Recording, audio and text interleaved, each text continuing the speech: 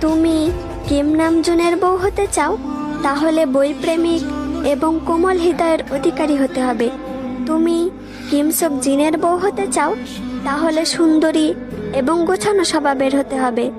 তুমি জং ho sokের বউ হতে চাও, তাহলে হাজারো কষ্ট লুকিয়ে কথায় কথায় মুখে হাসি রাখার অভ্যাস থাকতে হবে। তুমি মিন ইয়ঙ্গির বউ হতে চাও, তাহলে তার রাগ অভিমান জেদগুলো সহ্য করার ক্ষমতা থাকতে হবে। তুমি পার্ক জিমিনের বউ হতে চাও, তাহলে তার প্রতি ভালোবাসায় তোমার সবসময় লয়াল থাকতে হবে। তুমি কিম তায়াং এর বউ হতে চাও, তাহলে তার বাচ্চা সুলভ দুষ্টুমি আচরণগুলোর সাথে নিজেকে অভ্যস্ত করে নিতে হবে।